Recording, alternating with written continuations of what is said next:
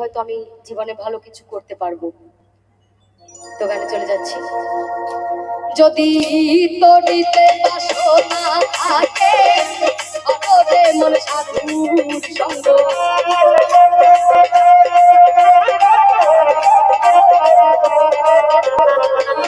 তরিতে বাসনা থাকে অতরে মন সাধুর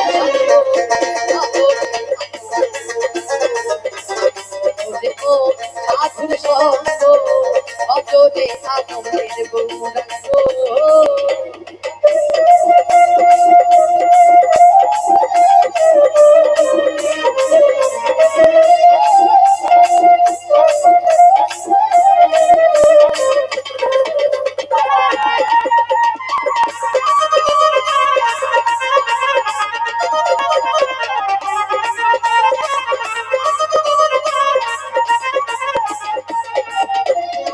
সাধুরো গুণ যায় না বলা, চিত্ত অন্তর খোলা।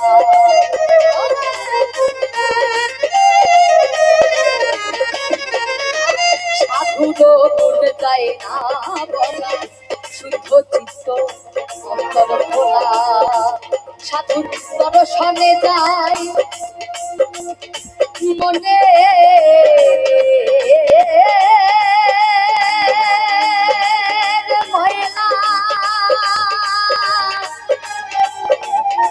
এই মনের ময়লা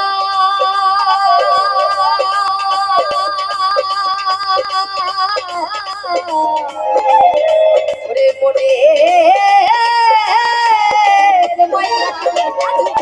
সঙ্গে তার মনের ময়লা সে হয় প্রেম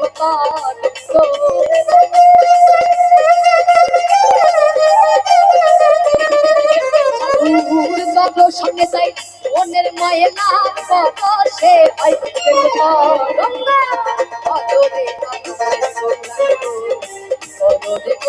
সাধুর সঙ্গ অজরে আনন্দের গৌরাঙ্গ। জীবন। লালন শাহের জন্ম 1774 সালের 24শে অক্টোবর 1877 সালের লিপি অনুসারে বর্তমান বাংলাদেশের কুষ্টিয়া জেলার চরমপন্থী গ্রামে। তবে তার জন্ম এবং শৈশব নিয়ে নানা মতবাদ আছে। অনেকের মতে তিনি মুসলিম পরিবারে জন্মগ্রহণ করেছিলেন, আবার কিছু গবেষক বলেন যে তিনি হিন্দু পরিবারে জন্মগ্রহণ করেছিলেন। তবে তার বয়ঃসন্ধির সময়েই ধর্ম ও জাতি নিয়ে প্রশ্ন করতে শুরু করেছিলেন এবং তিনি সমাজের প্রচলিত ধর্মীয় গণ্ডির বাইরে এসে আধ্যাত্মিকতা এবং মানবতার পথে চলতে শুরু করেন। আধ্যাত্মিক জীবনের সূচনা। একটি সময় লালন শাহের শারীরিক অবস্থা খারাপ হয়ে যায়। তার শরীরের জন্য কোনো চিকিৎসা কার্যকর হচ্ছিল না। তখন তিনি এক আধ্যাত্মিক গুরু চাঁদ আলী ফকিরের কাছ থেকে শিক্ষা নেন এবং তার অধীনে আধ্যাত্মিক সাধনা শুরু করেন। চাঁদ আলী ফকির তাকে ঔষধি গুণাবলী, অন্তর্দৃষ্টি ও সত্যকে উপলব্ধি করার উপায় সম্পর্কে শিক্ষা দেন। এরপর লালন ফকির ভিক্ষু বা সাধু জীবন গ্রহণ করেন এবং তার দর্শন ও গীতিকাব্যের মাধ্যমে আধ্যাত্মিক জ্ঞান প্রচার করতে শুরু করেন। দর্শন ও মতবাদ। লালন শাহের দর্শন ছিল অত্যন্ত উদার এবং মানবতাবাদী। তার মতে, মানুষের অন্তর্নিহিত সত্তা বা আত্মা কোনো ধর্ম, জাতি বা সমাজের গণ্ডি মেনে চলতে পারে না। তিনি বিশ্বাস করতেন যে আধ্যাত্মিক মুক্তি বা মুক্তির পথ আসলে মানবতার মাঝে। তার গানের মাধ্যমে তিনি সমাজের নানা অযথা পার্থক্য, ভেদাভেদ ও কুসংস্কারের বিরুদ্ধে প্রতিবাদ করেন। তিনি বলতেন, মানুষ ভবে বেদে তারে হারাইছে, সে তো দেখি নিজেকে আর অপরকে খোঁজে, অর্থাৎ মানুষ নিজেকে জানলে এবং আত্মজ্ঞান অর্জন করলে তখন সমস্ত পৃথিবী তার কাছে এক হয়ে যাবে।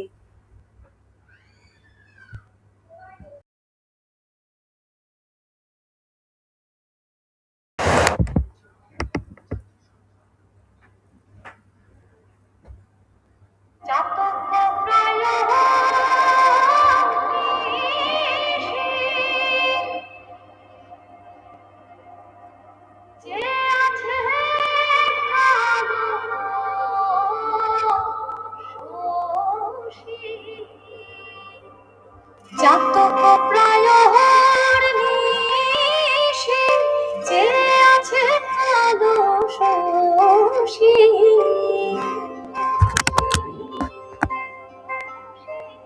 আমি হব বলে চরণ দাসী, হব বলে চরণ দাসী। ওটা হয় না কপাল গুনে, ওটা হয় না কপাল গুনে। আমার মনের মানুষের সনে, আমার মনের মানুষের সনে মিলন হবে কত দিনে, ও মিলন হবে কত দিনে। আমার মনের মানুষের সনে, আমার মনের মানুষের সনে।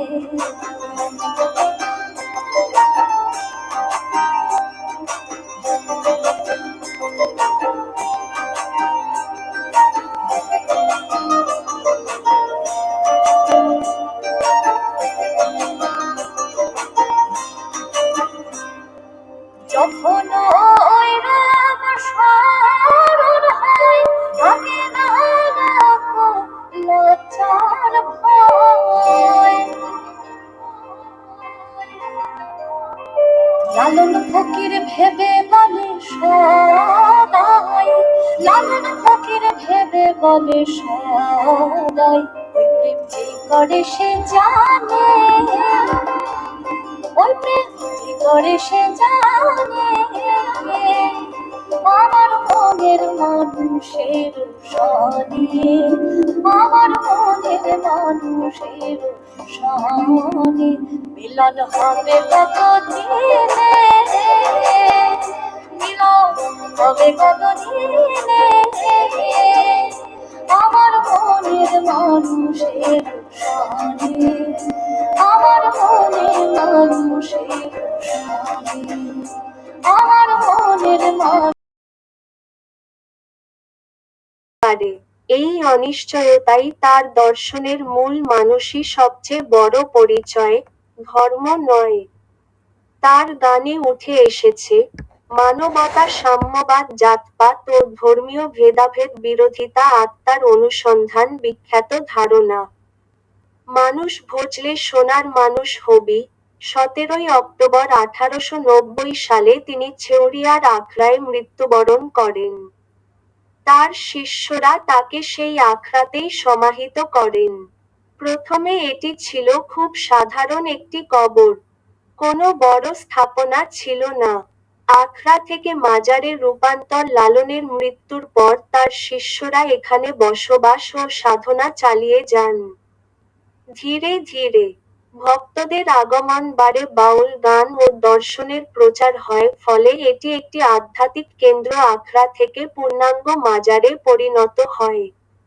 আধুনিক মাজারের গঠন 20তম শতকের মাঝামাঝি থেকে এখানে স্থায়ী স্থাপনা তৈরি শুরু হয়। স্বাধীনতার পর বাংলাদেশ সরকার এই স্থানটিকে গুরুত্ব দিয়ে উন্নয়ন করে বর্তমানে এখানে রয়েছে প্রধান সমাধি ভবন, লালন একাডেমি, মঞ্চ ও মিলনায়তন, দর্শনার্থীদের থাকার ব্যবস্থা। বর্তমান অবস্থা, কারেন্ট সিচুয়েশন, সাংস্কৃতিক ও আধ্যাত্মিক কেন্দ্র। এটি এখন বাংলাদেশের অন্যতম বড় বাউল গবেষণা কেন্দ্র, লোকসংস্কৃতির কেন্দ্র। দেশ বিদেশের গবেষক, শিল্পী ও পর্যটক এখানে আসেন। লালন মেলা সবচেয়ে বড় আকর্ষণ। বছরে 2 বার বড় উৎসব হয়। 1. মৃত্যুবার্ষিকী অক্টোবরের 2।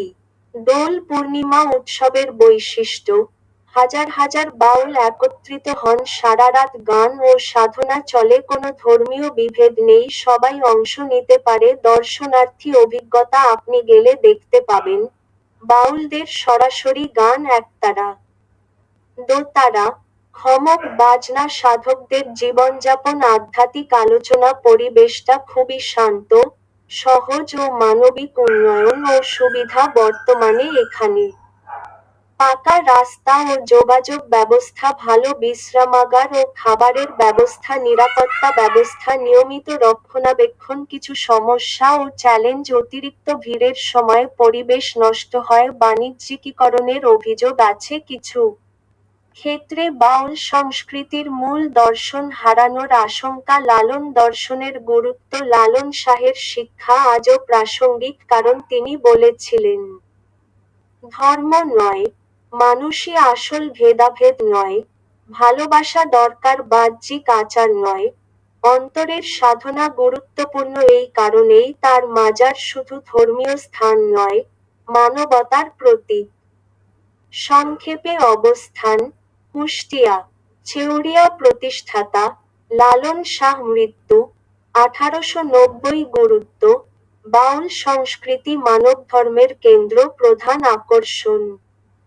লালন মেলা আমাদের মনে করিয়ে দেয়, শহরের আত্মা হারালে ইতিহাস হারিয়ে যায়। এই স্মৃতিগুলো ধরে রাখাই আমাদের দায়িত্ব। ভিডিওটি ভালো লাগলে অবশ্যই লাইক দিন, আপনাদের মতামত কমেন্টে জানান, এবং এমন আরও ভিডিও পেতে চ্যানেলটি সাবস্ক্রাইব করুন। আবার দেখা হবে নতুন কোনো ভিডিও নিয়ে। ওরে কারে কিবা বলি ওরে,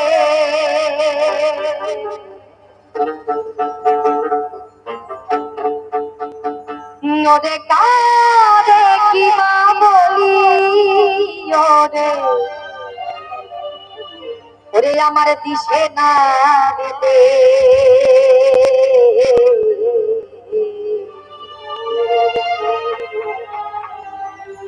আর লোকে বলে লালন ফকির কোন জাতের ছিলে, লোকে বলে লালন ফকির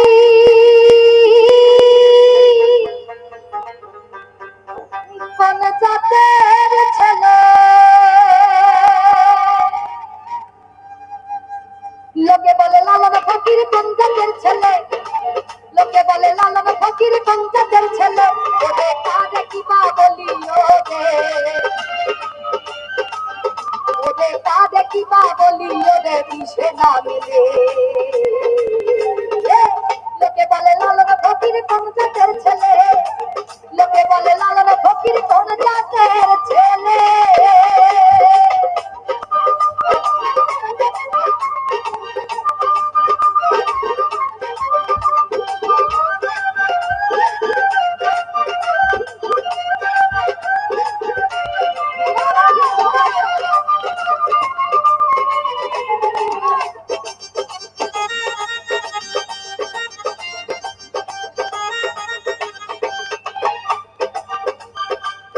যন্ত্র জরায়ু ধরে, একে একে সার সৃষ্টি করে।